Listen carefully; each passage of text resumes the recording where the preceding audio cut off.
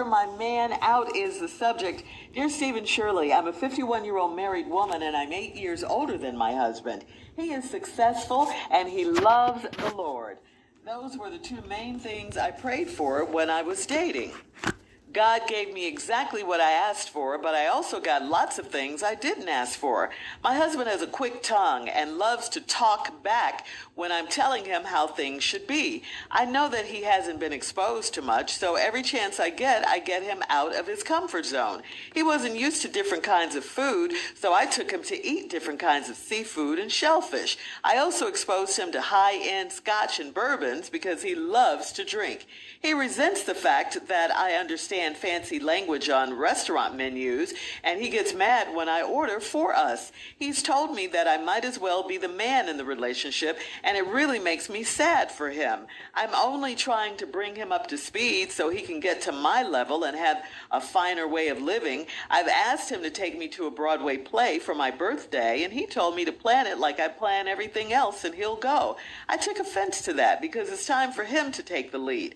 I cannot figure this man out. If I lead, he gets upset. When I tell him what I want him to do for me, he gets upset. We've been married for going on 2 years, and we still have a way to go on him being cultured. If I left it up to him, we'd eat dinner in front of the TV every night, and he'd never have a passport. I took this man out of the country for the first time, so I need a little more respect from him. How could he be so resentful when I'm trying to help him experience the good life? No, what you're doing is trying to change this man. I mean, you're trying to make him into who you want him to be. He is who he is, and you can't change that. He doesn't like it he doesn't like what you're doing, and he resents it. You said that he's resentful. You married who you married. Just because you're older than him doesn't mean you can treat him like that. You're not his mother. You're his wife. You're telling him what to do. You're telling him what to eat, what to drink. You're ordering for him. You're emasculating this poor man, and he's sick of it. Maybe he does want to experience the good life, but not with you shoving it down his throat and treating him like he's less than, like he's subpar. Accept him for who he is first. Since you married him like this, you knew what you were getting when you married him, then maybe he'll want to change, because you don't make the good life, as you call it, sound good at all. You don't make it sound good. And if you keep this up, you're going to lose this man. Steve? Ma'am, the subject of your letter, the subject of your letter is, please help me figure my man out. Now, that's an easy one for me because men are so simple. So simple. If the letter was, help me figure my woman out, we'd be in here all day. Because good luck to the person that can do that. And women know that. Women know they are more complex than men. Men are very, very simple. The problem that you need to fix is not your man. Who you need to fix is yourself. The reason you're having problems with your man is because of the way you're going about it. I don't know what it is, man, that you're not getting, but let me try to help you. You 51-year-old married woman, and you 8 years older than your husband. If you don't think that you're using that to your advantage, you're sadly mistaken. It's the first thing you mentioned in this letter. All you had to do was say, I'm married to my husband, and he is successful and he loves the Lord. Now, those are the two main things you prayed for when you was dating, and God gave you exactly what you asked for. You asked for a man who loved the Lord and a man who was successful. Well, how did he get to be successful? He's obviously done a number of things correct, because he found out that the key to his success is faith, and he's put in the work to become successful. So you got it. But you also got a lot of things you didn't ask for. My husband has a quick tongue, and he loves to talk back when I'm telling him how things should be. Excuse me? When you type that line right there, you ain't read it? My husband got a quick tongue, and he loved to talk back when I'm telling him how things should be. Really? Okay. You telling this successful man who you prayed for, who, oh, by the way, loves the Lord like you asked for. But let's just stay with the successful part, which means he has known how to do something right to get y'all in the position. All this traveling you doing in fine restaurants and stuff, hello. He has made this affordable. Now, I'm not saying what you do don't count. That ain't what I'm saying. So before y'all say, oh, she could have her own money. She don't. She prayed for a successful man that loves the Lord. She got him. So he's making a huge contribution to all this traveling, passport, and all this stuff, okay? Now, he loved to talk back when I'm telling him how things should be. Listen to yourself. Shirley said it best. You nagging the man. Do you know what nagging is, ladies? Nagging is actually tone and timing. It's the way you say it and when you say it, which turns it from talking into nagging. And once you nagging, we through with you. All right? I got a whole lot more when we come back. Hang on, Steve. Yeah. We'll have part 2 of your response coming up at 23 minutes after the hour. Today's Strawberry Letter subject, please help me figure my man out. We'll get back into it right after this. You're listening to the Steve Harvey Morning Show. All right, Steve, come on, let's recap today's Strawberry Letter. The subject, please help me figure my man out. The problem in this letter really is not your man. The problem in this letter is you. So you can't change your man, but you can change how you approach your man, which is, I think, is the problem. Now, you said you're a 51-year-old married woman to a man who's 8 years younger than you. Okay, you had to tell us that because you want us to show, you want to demonstrate throughout the letter how you're more knowledgeable than he is and how you have an upper hand over him. That's what you wanted us to do. Now, your man, you say, is successful and he loves the Lord. You said those are the 2 main things that you prayed for, and that's exactly what God gave you. And then you say you also got a lot of stuff that you didn't ask for. Like, number 1, your husband has a quick tongue. He loves to talk back when I'm telling him how things should be. I don't know if you read that, but do you sound crazy?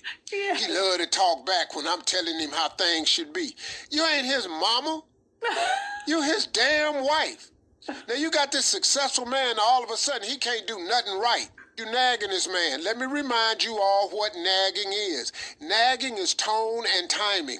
Ladies, it turns into nagging when you change your tone and the timing that you use.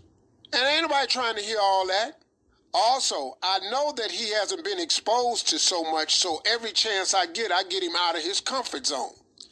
He wasn't used to different kinds of food, so I took him to eat different kinds of seafood and shellfish. Seafood and shellfish. These are shrimp. This is crab. That is a lobster. These are mussels. Lady, okay. What? Now, I'm assuming you got a country boy. Cornbread, hocks, green, pintos, chicken fried steak, turkey dressing. But now you got him all up here eating all kinds of seafood and shellfish. Okay, thank you. I also exposed him to high-end scotch and bourbons because he loves to drink. Well, you got a successful man that loved the Lord that drank a lot. You done turn him on to high-end scotch and bourbons. I sure wish I knew the names of these because that would open up this letter for me.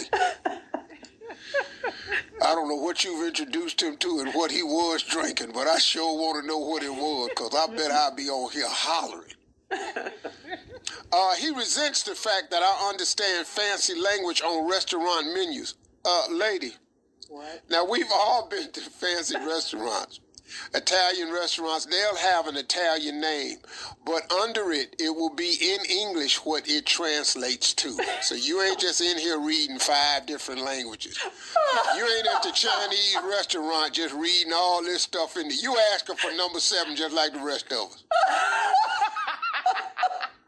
You ain't in the Chinese restaurant reading all that writing and going backwards. You ain't, no. So I already know. And he gets mad when I order for us. See, now I'm going to tell you something. You stay out front. You're talking to him. You don't like his quick tongue when he talking back to you. When you're telling him something, you in here, you're telling him what to drink, and now you're ordering in the restaurant. He get mad when I order for us because you keep running out in front. You know, it might take him a little bit longer, but maybe he didn't want that to eat. Now you are telling him what to say, telling him what to drink. Now you're telling him what to eat. He don't want that. He told me that I might as well be the man in the relationship because that's how you act. And it really makes me sad for him. I'm only trying to bring him up to speed so he can get to my level and have a finer way of living. Well, if you was all that, what you need the successful man for? If you do remember what you asked God for, right? So if you was all that level, but you know what you was? You was on that level by your damn self. Because you done ran everybody else off just like this. Then God finally send you what you want, and you finna run this one off. You busy bossing, you busy taking charge, and you busy running out front. Now the man done told you, you might as well be the man in the relationship. I've asked him to take me to a Broadway play for my birthday. He told you plan it like you plan everything else and he'll go. Because he already know what he gonna plan ain't gonna be up to speed. So plan it and I'll go. I took offense to that. Oh, now you mad. I'm telling him what to eat and drink. I can't figure this man out. If I lead, he gets upset. Why don't you quit leading? You go sit your ass down somewhere. You asked for a successful man, he got it. Get your girlfriends to go eat all that crawfish and etouffee and all that. He wants some damn Popeyes. Man, just sometimes, man, you know, for real, man. For real, dog. We've been married going on 2 years, and we still have a ways to go at getting him cultured. He ain't cultured, he country. If I left it up to him, we'd eat dinner in front of the TV every night. I took this man out the country for the first time, so he need to be a little more respectful for me. How can he be so disrespectful when I'm helping experience a good life? He already had a good life before he met you. He was already successful and he knew the Lord. He should have left your bougie ass where you was. He don't want no more damn shellfish and he don't want no more moussalet. He wants some greens. Post your comments on today's Strawberry Hell Letter. wrong with greens and mac and cheese. Why'd you learn how to make some mac and cheese? Instead of taking me all the way downhill. At Steve Harvey FM on Instagram and Facebook. And check out the Strawberry Letter podcast. I don't want no caviar. I want the fish that had the eggs.